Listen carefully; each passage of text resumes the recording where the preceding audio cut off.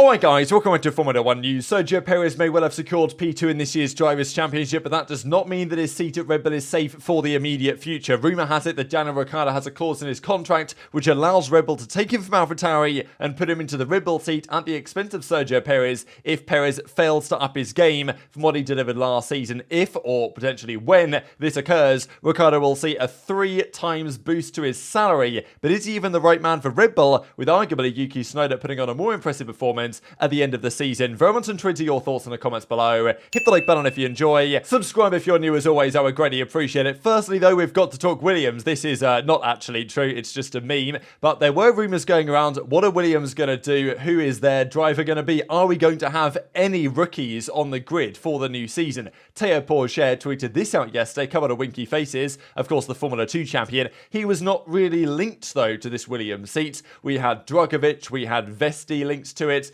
Outside of that, not that much. Obviously, Mick Schumacher earlier in the year, but it was clear for some time that wasn't going to be the case. So then Williams said earlier today, check bio, maybe return of Gotifi, and in the bio it said, eyes emoji, signing soon. And maybe if I refresh, if they changed it since then, because, okay, actually they've updated it to show who their new driver is going to be, and we'll see this in a second. So James Vowell says, the driver for 2024 will be announced very soon. Keep an eye on our socials. I don't know if he said an eye or whether he said an eagle eye, because then, Leo here was saying, oh, maybe if you said an eagle eye, that's kind of implying that, Eagle, American Eagle, Logan Sargeant making the return. And that's exactly what we see. Just confirmed a few minutes ago here now. Sophomore year loading. Thrilled to announce that Sargeant is back in the drive for next season. So I think that given the way they were going to announce this, it was pretty inevitable he was going to return. And it's really cool for Sargeant and for Vowles that they're committing for Sargeant to another year.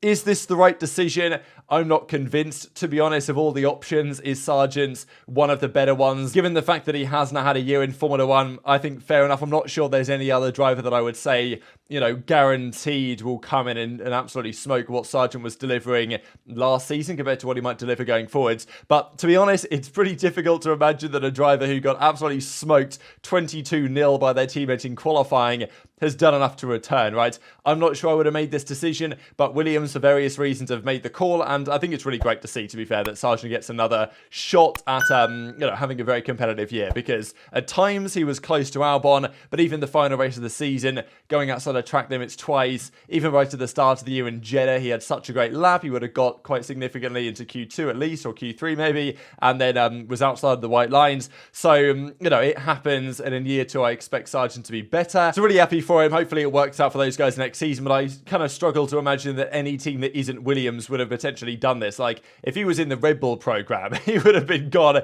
in a heartbeat, right? And we saw that with Nick de Vries earlier on this season. That also means that on the grid for the upcoming year, there are 3 world champions, Lewis Hamilton, of course, multi-time, as are both Verstappen and Alonso, the other two, 11 different race winners, and for the first time ever, no rookies on the grid. The driver lineup is the same last year to this year, with the exception of de Vries and Ricciardo. That's swap, but all things considered, no rookies is such a huge rarity in Formula 1, and completing their 2024 driver lineup. Now, just to quickly mention, especially on the Ferrari side of the story, these are all the drivers that currently have contracts that expire at the end of the upcoming season. Perez, Alonso, I'm not going to read them all out. There's a lot, is the point I'm getting across, and there will be plenty of seats available, possibly at top teams. Rumour has it that Leclerc will sign an extension with Ferrari for quite a long time, maybe until 2028, which is when Verstappen's contract ends. Sainz, it's as yet somewhat unclear. We know that, Russell and Hamilton are signed until 2025, but Ferrari, of course, Albon is out and about potentially. The two, Gasly, I think, has done a really good job this year in the Alpine, proving himself alongside Albon, former Red Bull guys that, built themselves up massively over the last couple of seasons. But loads of drivers are potentially free. Ferrari as well, rumour has it that Fred Vasseur is keen to add a driver with a similar style to Leclerc, potentially Albon. And I've mentioned this a few times that I think if Vasseur was making the decisions purely on the drivers that he wanted, he would probably get Leclerc and Albon. However, there is other reasons why you have Sainz. This is why they call him Sainztander. Okay, not many people call him that. Some people do, because he's got the sponsor, Santander, and, they like him. So money, it's relevant. And also, is Sainz, it's not like Sainz is a pay driver. You know what I mean? He's definitely very, very good compared to a lot of the drivers on the grid. And he did deliver a race win this year. So it's like, is there any reason to get rid of Sainz? I don't know. But he's definitely the favourite still as it stands. Sainz to maintain that seat in 2025 and beyond. But I wouldn't say that is for sure guaranteed. There was also this coming out of Ferrari. That's Mattia Binotto. His gardening leave has expired now. He couldn't talk to other teams, or he couldn't make agreements with other teams to sign to become a new TP or, technical engineer, head guy at some other team. He was linked to Alpine, wasn't he, at some point, which we'll see how that happens. But that gardening leave, I guess, expired yesterday, so now he is free to potentially join a new outfit. So stay tuned for that, because I think it was Alpine that he was rumoured to be joining quite a while ago. We'll see if that comes true. Now let's talk about this AlphaTauri / Racing Bulls drama. So Christian Horner's been commenting on this and says that there's going to be no pink Mercedes, right, that we saw with Racing Point a couple of years ago, saying we're an awfully long way from a pink Mercedes. There are some transferable components that are clearly listed within the regulations that you're allowed to supply, and that's what they get. Kind of like what Haas do for Ferrari, or Ferrari do for Haas. When you look at the car, there are quite fundamental differences between that car and a Red Bull racing car, and arguably there are other cars on the grid which are far closer in concept to us than the AlphaTauri is. That might be the case this year, but for next year, the belief is that it will be very closely aligned as much as they possibly can. Like, the AlphaTauri, whatever next year's one is called, is going to be as close to this year's RB19 as they can probably make it, let's be honest. And then, the RB20 will be another step from that. You've only got to look at Aston or even McLaren to say that, look, McLaren's rear suspension is a very closer concept to that of our own. But we know that we think from Singapore, that's when AlphaTauri literally used the same rear suspension as the Red Bull. So, I don't know. It's always going to cause drama and controversy, this whole AlphaTauri Red Bull thing. At the end of the day, Max and Perez are driving against, in terms of a competitive order, 16 other drivers. And, the other drivers on the grid are driving against 18 other drivers. That's sometimes how it's felt. Now, sure, do Mercedes collaborate with Williams on stuff? Yes. Is it the same degree as Red Bull and AlphaTauri? No. In a theoretical title fight, would Albon defend more against Hamilton than, let's say, Tsunoda would against Verstappen? I think we've probably seen the answers to that during the 2021 season. And I think many people have said, look, probably owning two teams at this point in the sport, given the fact that there is lots of interest in getting into teams now. It's not that you need one owner to own two teams so that that team can actually survive when we get 10 teams on the grid. There's plenty of interest in other ownership for these teams, but yet that's not occurring as it stands. Rumour has it as well that Red Bull turned down an offer for Scuderia AlphaTauri to the value of $1.2 billion, but now they're changing it around. It's going to be called Visa Cash App Racing Bulls or whatever. I don't know. I'm sure it's going to be highly entertaining. Now, Joe Soward, he comes out with his green notebook over the last couple of days. That's where that quote was from here. And I wanted to look at this particular excerpt from it, especially with regard to Red Bull and AlphaTauri or Racing Bulls or whatever. So that's the first part that we saw. The team's livery that has been used in Las Vegas and Abu Dhabi is likely to be the basis of a new look for the car, while the driver lineup in 2024 will be Daniel Ricciardo and Yuki Tsunoda. That's what we know. That was confirmed quite a while ago. However, this is the interesting part. Informed sources suggest. Now, this is Joe Soward. You've got to take this stuff with a bit of a grain of salt. He's never 100% reliable. He talks to people in the paddock, and whatever he hears, he puts it down on his paper. So don't take this as confirmed. But to be honest, if there was anything that sounds pretty reasonable and anyone could probably guess might be the case, this might be one of those things. Informed sources suggest there is a provision in Ricciardo's contract for him to switch into Red Bull Racing after the early races next year if Sergio Perez does not up his game. So, who knows? 3-4 races in, Perez is still way off Max, can't deliver what he delivered at the start of this most recent season. Bang, Danny Ric straight in the car. I hear that if that happens, Daniel's salary will triple and Liam Lawson will come in to replace him. This seems very sensible, maybe, from Red Bull's side. There's rumours that Lawson was told, look, Liam, you did a great job this year in the car when Ricciardo had broken his hands, but bide your time and we will get a racing seat for you because, something's happening behind the scenes. I won't tell you what exactly is happening, but, just stay tuned and you might find out soon enough because, sure, Perez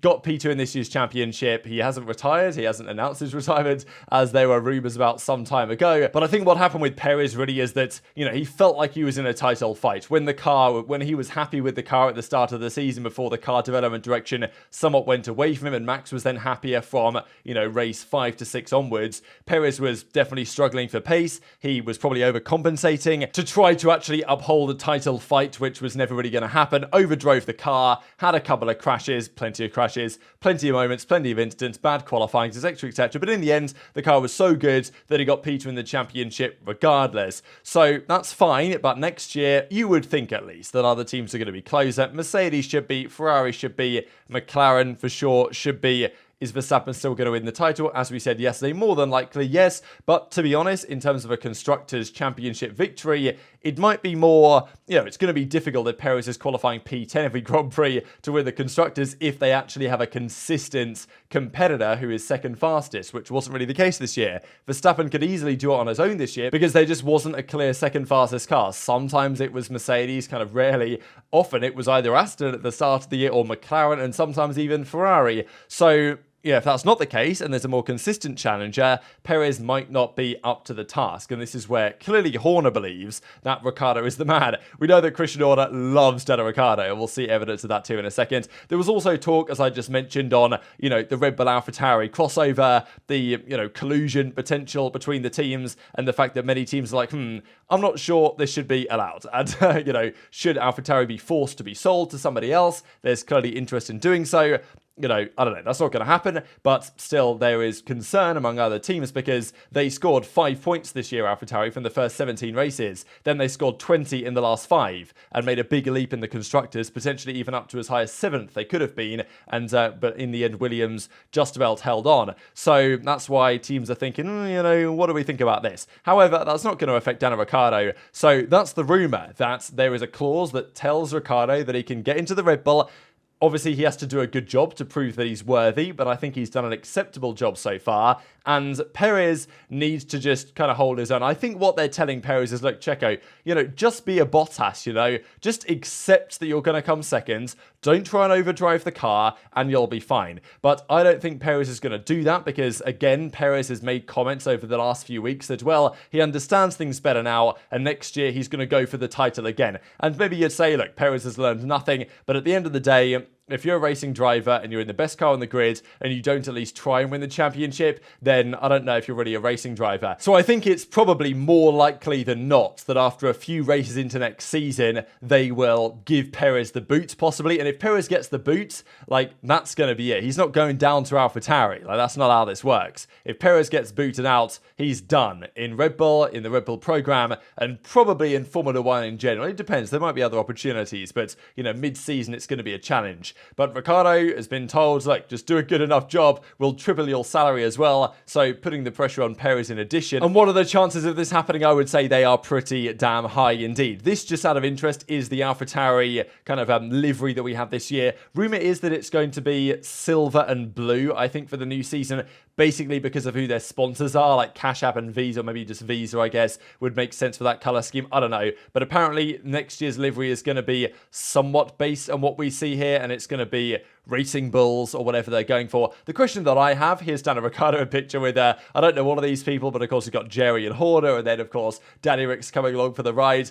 We know that Horner just loves Ricciardo, and I'm sure that if he gets any excuse to kick Perez out and put Rick in the seat, he'll probably try and do exactly that. Question is he actually the best fit? We know that Daniel Ricciardo is phenomenal for AlphaTauri because he's a good driver, race winner, etc. We know how talented this guy is. But he also is really good at understanding what the car needs, how to get the best out of it. That was one thing that even Yuki commented on and the team commented on. That as soon as Ricciardo joins, he immediately said, okay, this car is good here, it's bad here, we need this, that, and the other. We should try this on setup. And it was those things that really helps the team and helps Yuki understand what it takes to be kind of a number one driver. So while Yuki may be, and probably did, outperform Ricciardo. Now, Ricciardo had a phenomenal race in Mexico. That was, it was almost too good to be true that weekend. It was almost like he'd paid off Perez and Tsunoda, because you guys remember that Perez crashed out the first corner, and then Yuki also made a mistake trying to overtake Oscar Piastri at the end of the Grand Prix. So Ricciardo looked like an absolute god amongst men that weekend in Mexico,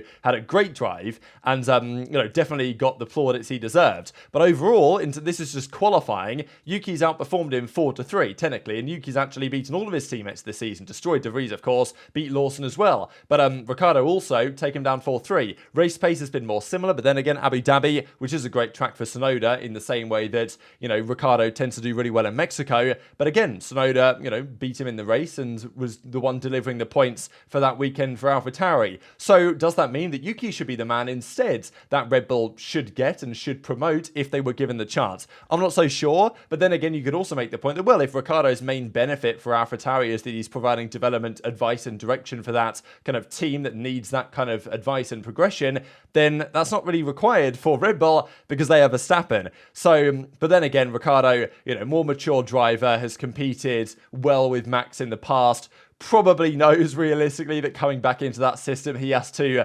accept being second best, maybe in a way that Perez can't, or maybe he'll do the same as Perez, I don't know. Obviously, also depends to some degree how good next year's Racing Bull and Red Bull actually is. And, that will be probably figured out relatively quickly into the season. I thought this was just a great way to finish the video here from Charles Leclerc. So, Leclerc clearly saw this tweet from Glenn Freeman. It was doing the rounds on Twitter yesterday. F1 drivers at the end of a season, oh yes, I knew as soon as I drove the car in February that it was either great or rubbish. And pretty much all the drivers say this, right? They end the season, they were like, yeah, well, we did the test back in, even the filming day that they do in like February, they did that and we're like, well, yeah, not so convinced about this car, or I knew it was great at the time. And then they do testing in Bahrain and they kind of know whether it's good or bad. But when they're asked about this in February, the drivers always say, yeah, well, it's too early to tell. There's some positives, there's some negatives. That's what they love to say at the start of the season. So, they know, pretty much they know. Like when the season starts, they know whether their car's going to be good or bad, but they don't say and they hold things back. And clearly Leclerc maybe agrees with this take or just found this rather entertaining, because if you go to Leclerc's Twitter likes, he actually liked this tweet, which kind of shows that like he knew maybe that the SF23 wasn't a championship winning car right back in February, but of course, he wasn't going to make that point for many months to come. So very much intrigued to your thoughts on all this stuff in the comment section below. Hit the like button if you enjoyed, subscribe if you're new, take care, and I'll see you next time.